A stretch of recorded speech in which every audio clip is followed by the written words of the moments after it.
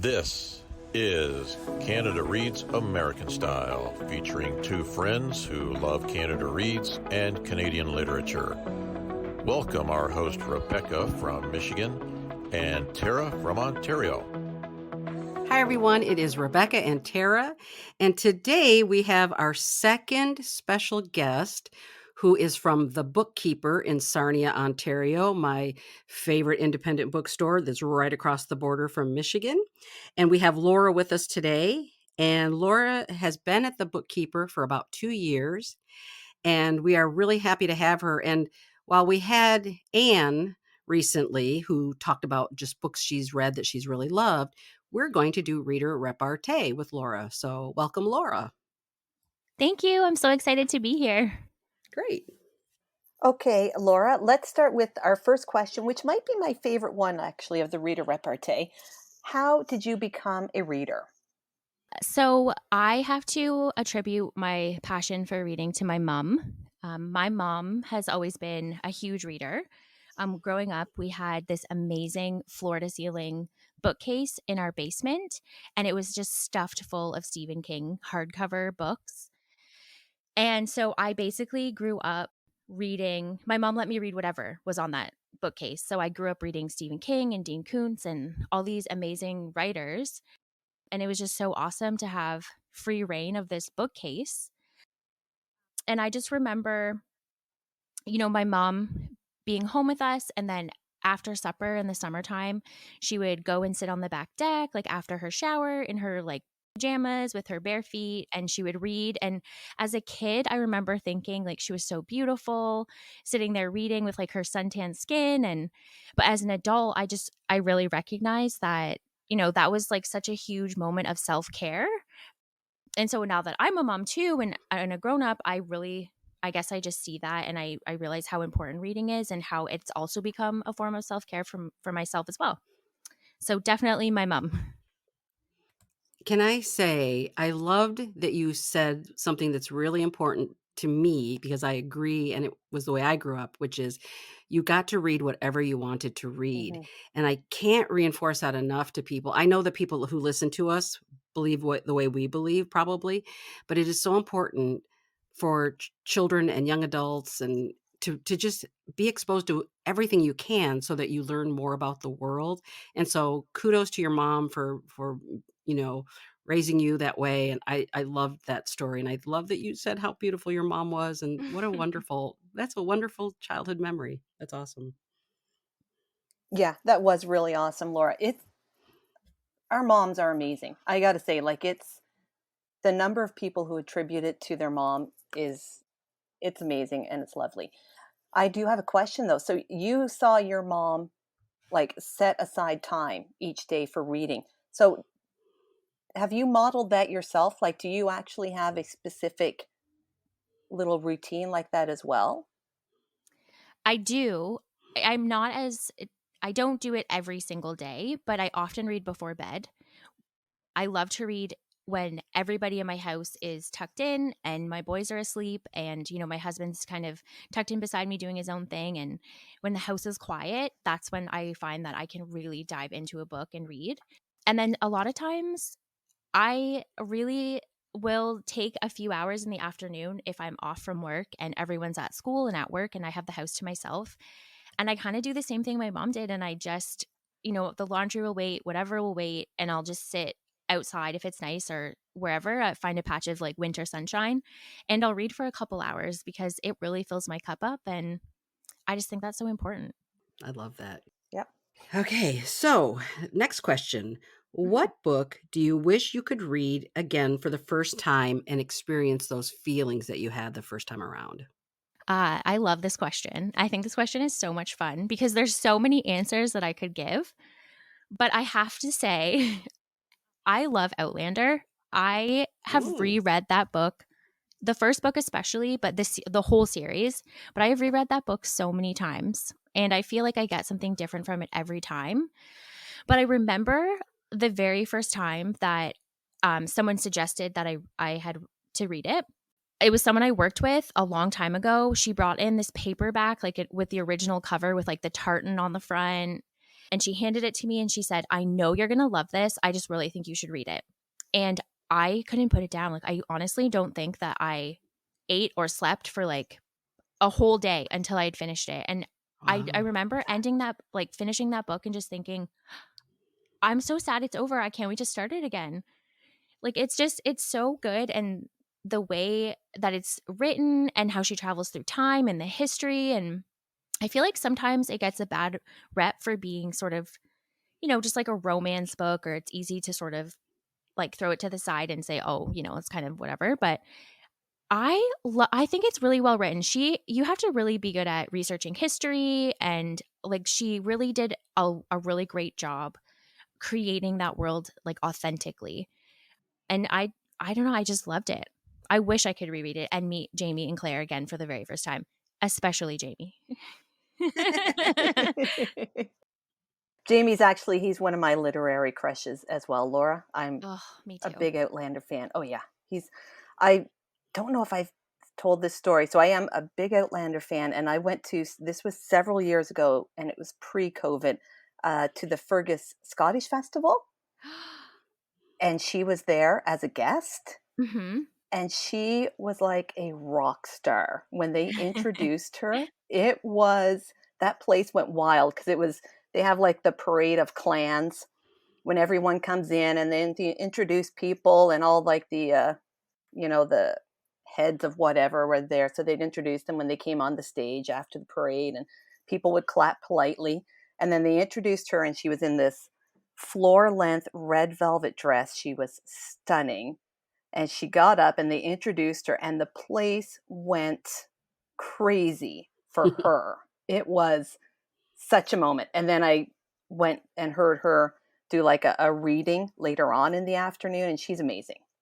She is. I actually had the same experience. My best friend, I have the best friend. I can rightfully brag about that. My best friend Lauren, she surprised me for my birthday last year, and she got tickets for the festival. Yes. And I did the brunch, and I got to meet Oh, Myrta, which was so yes. cool. And Gilly, the person who does like the bard, all the singing in Gaelic, Yep. was there.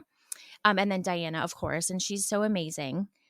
It was such an amazing experience. And she actually read a little bit of her new novel that she's writing about Jamie's parents. So that was unbelievable. That was such an amazing moment to get to like listen to a little piece of that before it's like fully even, come to fruition. It was so cool.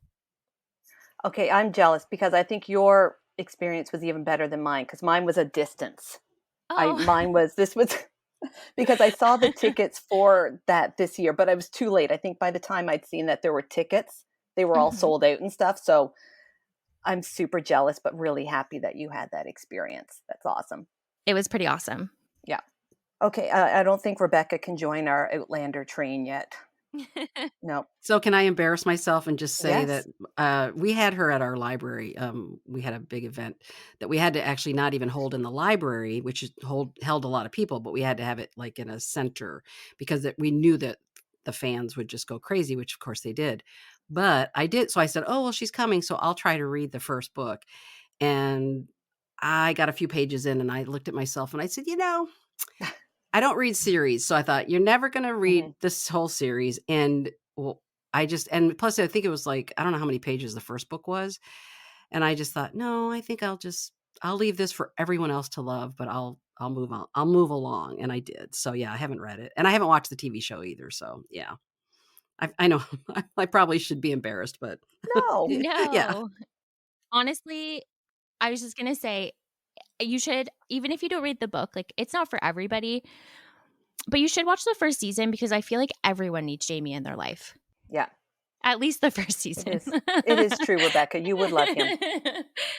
I think I'm the only person who openly admits to not reading it or trying and not reading it. But I do think you're right. I've never heard anyone not just rave about how much they love him. So yeah, that's cool. Okay, moving on. Question 3. Which author, living or dead, would you like to meet in person and why? Okay, so I'm also having a hard time narrowing it down for this answer. So I do have 3, but I'm only going to elaborate on one. Okay, but list all 3. Okay, Yes. so Yeah. I knew Tara was going to say that, and I want to hear it as well. okay. So my 3 authors that I would absolutely love to meet. So Stephen King, I have wanted to meet him since I was a weird little girl reading his books, like a million years ago. I just think that if all of that stuff is coming from his brain, he must Mm. be such an interesting person to just even be in his presence. So Stephen King for sure. My second author is Carley Fortune. I don't know if you've read anything by her. She's a relatively new author. I have not. So she is Canadian. She is a mom who decided to try writing a book during the pandemic. And she wrote Every Summer After, which was my favorite book I read last year. Oh. Yes. And I've spoke to her a few times on Instagram, and she's just a lovely person. But I would love to have a book event at the Bookkeeper and have her come and like actually get to meet her and talk to her. And I think that would just be, I would definitely be fangirling if I got to meet her. And then my last author is Agatha Christie. I have loved her basically my entire life. I think that she's like one of the most original rebel women, which I always seem to be attracted to. I appreciate how bold she was for her time, just even from like she was a novelist, which that wasn't overly common back then, and I feel like she just went against the grain as much as she possibly could, and I really appreciate that about her. Mhm. So I would really, really have loved to meet Agatha Christie and go have drinks with her. Don't you think it'd be so much fun to go and have drinks with her? Yes. Yeah. She just seems like such a fun person. And I think that she Yeah. would have a really interesting perspective on just like society, the patriarchy, being a novelist, being a woman. Yeah, she's just great. And I feel like you're right. Like sitting back in like a little bar, and just as Mhm. people came in, I feel like she would have interesting commentary to say about them. Yes, like people watching with her would be next level. Yeah. Yeah. Yeah. She would be amazing. Yeah. Yes. Tara, are you going to tell her what your one of your challenges was for this year, or one of your goals for this year was? I'm actually trying. It won't be this year, I can tell, but I am working my way through the Agatha Christie catalog Oh my goodness, that's very so much slowly. fun. Yes, it is super fun. So I am doing probably like one book a month, Mhm. and I'm working my way through the Poirot books right now. So I figure I'm going to Oh. tackle those because Mhm. I've just read scattered of her books throughout my life, but not like Okay. concentrated on them, or, you know what I mean? Like, and really enjoyed them. And I love mysteries. So I'm like, well, how have I not read more Agatha Christie? So that's Yeah, my and goal. she's so good. Oh, she's so good. Like she wrote things and it was so everything's so intricate and how she brings everything full circle. And she did Yeah. all of that before the internet. So Yeah. she didn't really Yeah. have help. Like all of that came from her. Yeah. So, And so yeah. many tropes have come from her. Yes. Yeah, she's such an inspiration. Oh, it's crazy. Yeah. Yeah, and I think she has like 66 novels and then like novellas as well. So, Yeah. yeah, she was busy. It's going to take me a long time, but and then I'm going to also work into, because there's a couple of or biographies of her that I'm really interested in reading as well. A newer one just came out by Yes. Lucy Worsley. I think that's Yes. how you say her last name. Yeah. She's lovely. And she actually was listening to it as an audiobook, and she narrates it. Oh, okay. So, and that's even, I love when authors narrate their own books. Me too.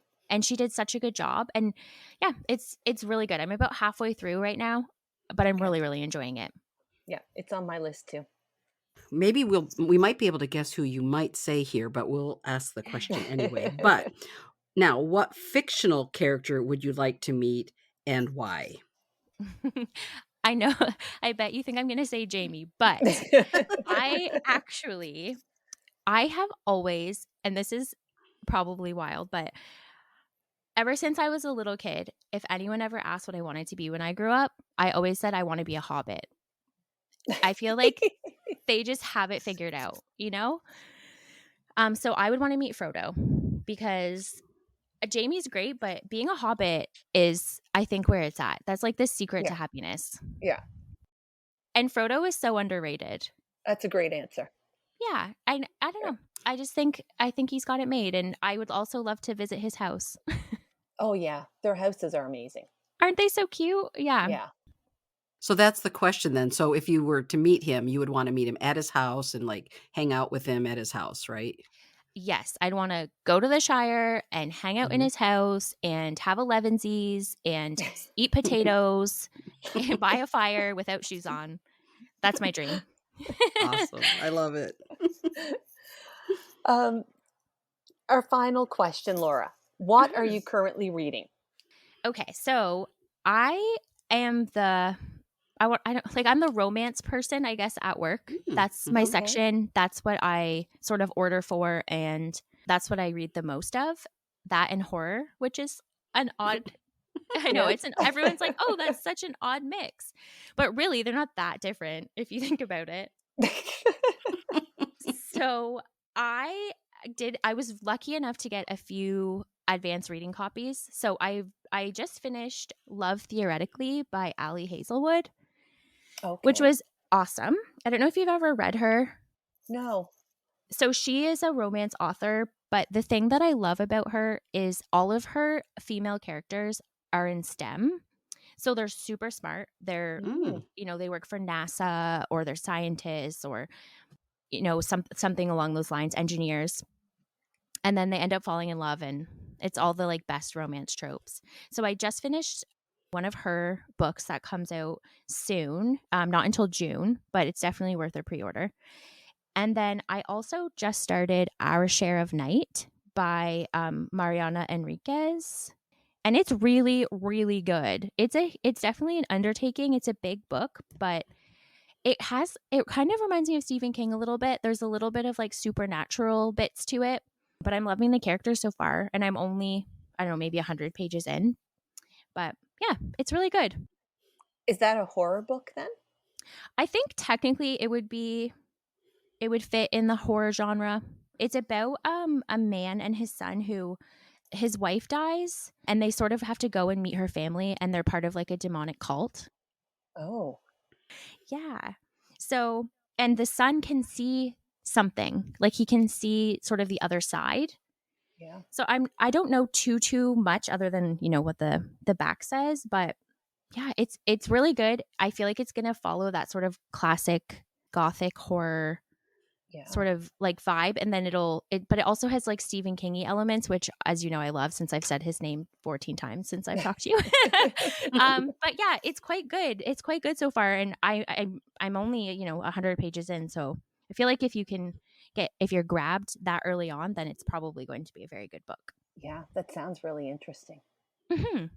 First of all, I should mention too that you were one of the people that we talked to when Tara and I both met up at the Bookkeeper in Sarnia, and I remember it's funny because I didn't want to say, oh, we're the people in the podcast, but then you said, I believe, oh, you should listen to this good podcast. So we really appreciate that you kind of promote our podcast. So thank you so much for that.